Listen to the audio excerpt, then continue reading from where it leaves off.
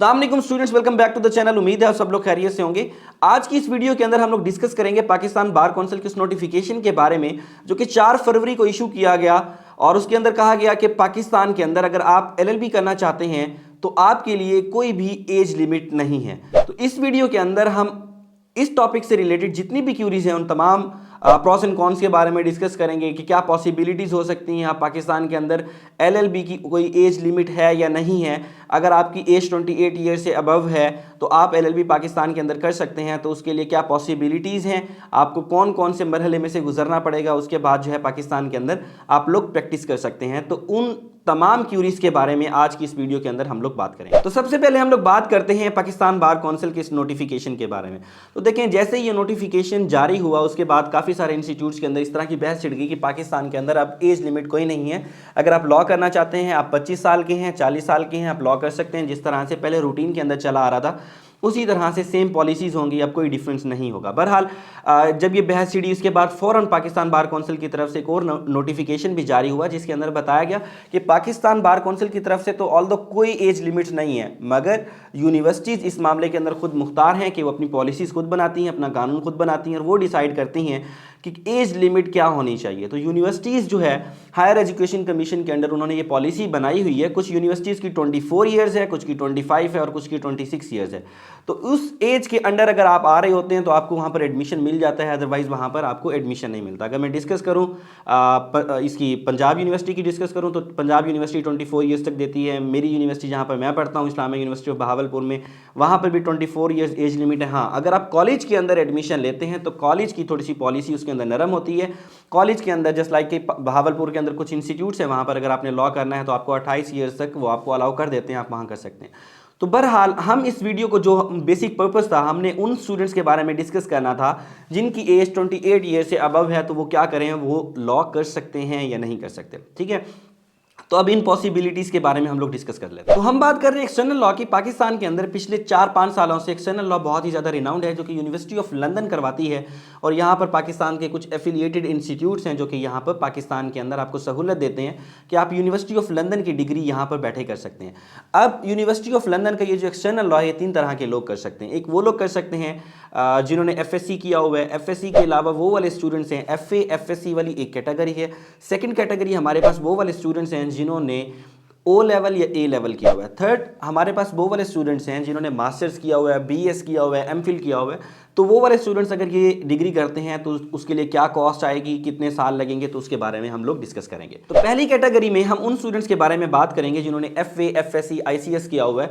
तो वो स्टूडेंट्स किस तरह से एक्सटर्नल लॉ कर सकते हैं, उसके लिए क्या पॉलिसी। अब ये 2 तरह के स्टूडेंट्स होते हैं। एक वो स्टूडेंट्स होते हैं जिन्होंने अपना टाइम बचाना है और दूसरे नंबर पर वो वाले स्टूडेंट्स हैं जिनका एजुकेशन गैप आ गया, यानी कि उन्होंने एफए एफएससी किया था, एफए पता नहीं किस दौर के अंदर किया था, दरमियान के अंदर 8-10 सालों का गैप आ गया और उनकी एज 28 ईयर से अबव है और वो लॉ करना चाहते हैं। तो उसके लिए पॉलिसी क्या होगी, उनके लिए सिंपली ऑप्शन है कि वो एक्सटर्नल लॉ करेंगे।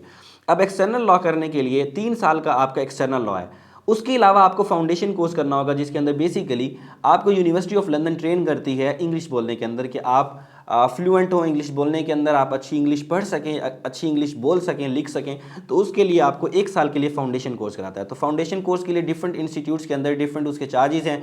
तो तकरीबन 3 से लेकर 5 लाख रुपए तक आपको पे करने पड़ते हैं जिसमें आप फाउंडेशन कोर्स करते हैं। फाउंडेशन ईयर जब आप कर लेते हैं, ये कोर्स करने के बाद आपको जो है 3 ईयर्स का एक्सटर्नल लॉ करना होता है जिसमें आप प्रॉपर जो है लॉ के सब्जेक्ट्स पढ़ते हैं और वो करने के बाद जो है आपको लाइसेंस मिलता है। लाइसेंस कैसे मिलता है, उसकी क्या पॉलिसी होती है, वो इस वीडियो के एंड के अंदर हम उसकी भी बात करेंगे। दूसरी कैटेगरी में हमारे पास वो वाले स्टूडेंट्स हैं जिन्होंने ओ लेवल किया हुआ है या ए लेवल किया हुआ है। अब वो वाले स्टूडेंट्स जो है जिन्होंने ओ लेवल या ए लेवल अगर आप करके आ रहे हैं तो आपको फाउंडेशन कोर्स करने की कोई ज़रूरत नहीं है एक्सटर्नल लॉ के अंदर।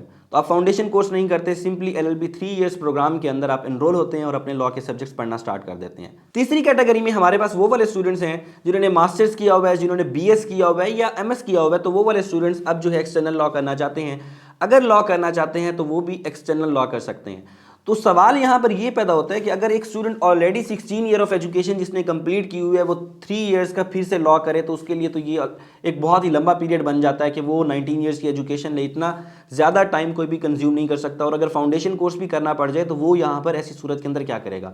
तो आपको यूनिवर्सिटी ऑफ लंदन जो है वो अलाउ करती है कि आप 2 साल के अंदर डिफरेंट तरह के डिप्लोमाज हैं, अगर आप रेलेवेंट इंस्टीट्यूट से इन्फॉर्मेशन लेंगे तो वो आपको गाइड करेंगे कि आप डिफरेंट तरह के डिप्लोमाज हैं जिसके अंदर वो आपको इनरोल कराएंगे, और आप 2 साल के मुख्तसर अरसे के अंदर जो है आप एक्सटर्नल लॉ करने के बाद पाकिस्तान की बार्स के अंदर एज अ लॉयर प्रैक्टिस कर सकते हैं। तो अब हम बात करते हैं पाकिस्तान के अंदर जो डिफरेंट इंस्टीट्यूट्स हैं जो कि एक्सटर्नल लॉ ऑफर कर रहे हैं वो कौन कौन से हैं।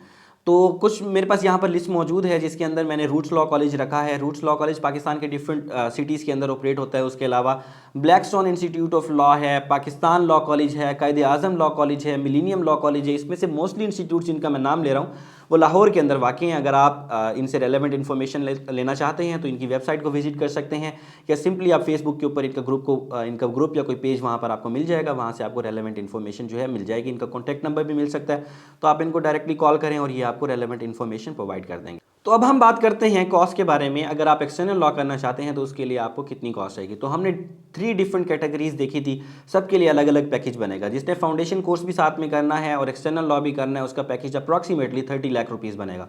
25 लाख रुपीज़ से 30 लाख रुपीज़ पड़ेगा उसको। फाउंडेशन कोर्स भी करेगा, साथ में जो है वो अपना एक्सटर्नल लॉ भी करेगा 3 ईयर्स प्रोग्राम का। तो उसके बाद ओ लेवल्स वाले स्टूडेंट्स से जिनका सिर्फ एक्सटर्नल लॉ था, फाउंडेशन कोर्स नहीं था, तो उनकी कॉस्ट 18 लाख रुपए से लेकर 25 लाख रुपए तक, डिफरेंट इंस्टीट्यूट्स की डिफरेंट चार्जेस हैं, तो 18 लाख रुपए से लेकर 25 लाख रुपए तक उनका पैकेज बनेगा। उसके अंदर वो अपना एक्सटर्नल लॉ कर लेंगे। तीसरे नंबर पर हमने वो वाली कैटेगरी डिस्कस की थी जिनका सिर्फ 2 साल का प्रोग्राम होगा, 2 साल के अंदर वो अपना लॉ करेंगे।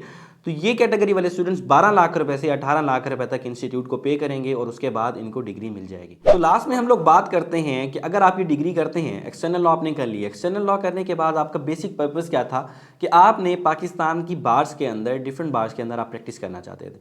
तो क्या आपने ये, जब भी आप डिग्री करते हैं तो क्या आप डायरेक्टली कोर्स के अंदर आकर पाकिस्तान की डिफरेंट बार्स के अंदर आप आकर प्रैक्टिस कर सकते हैं? नहीं। तो उसके लिए सिंपल प्रोसेस है। जैसे डिफरेंट स्टूडेंट्स पाकिस्तान के जो LLB ऑनर्स करके आते हैं, या फिर जो एनुअल सिस्टम के थ्रू या सेमेस्टर सिस्टम के थ्रू जो स्टूडेंट्स आ रहे होते हैं, सिंपली उन्होंने क्या करना होता है, अगर उनको लाइसेंस चाहिए, उन्होंने प्रैक्टिस करनी है, तो उसके लिए लॉ गेट का टेस्ट देते हैं और साथ में थोड़ा सा और फॉर्मेलिटीज़ होती हैं, वो पूरा करने के बाद उनको जो है वो यहाँ पर पाकिस्तान के अंदर प्रैक्टिस कर सकते हैं। इसी तरह से जो एक्सटर्नल लॉ करके आ रहे हैं, वो तीनों कैटेगरीज में कोई भी स्टूडेंट है, अगर उन्होंने एक्सटर्नल लॉ की उनकी डिग्री उनके पास है, उसके बाद उनको एक गेट का टेस्ट देना है। तो इसके लिए ये भी हायर एजुकेशन कमीशन इसको कंडक्ट कराती है, इसको सी लॉ भी कहते हैं। तो आपने सिंपली वो गेट का टेस्ट देना है, वो आप गेट का टेस्ट देंगे, उसमें 50 नंबर लेंगे, आप पास होंगे। पास होने के बाद जो है वो सिंपल कुछ फॉर्मेलिटीज़ होती हैं इंटर्नशिप वाली, वो फॉर्मेलिटीज़ आप पूरी करेंगे। उसके बाद आप पाकिस्तान भर में किसी भी बार के अंदर जो है आप प्रैक्टिस कर सकते हैं। आप पंजाब के अंदर करना चाहते हैं, सिंध के अंदर करना चाहते हैं, KP के बलोचिस्तान के अंदर करना चाहते हैं, तो सबके लिए सेम प्रोसीजर होता है। तो दैट्स इट फॉर टुडे। अगर आपकी कोई क्यूरी हो, कोई क्वेश्चन हो आज की इस वीडियो से रिलेटेड, तो नीचे कमेंट बॉक्स में आप पूछ सकते हैं। Thank you very much everyone. मिलते हैं अगली वीडियो में। अल्लाह हाफिज़।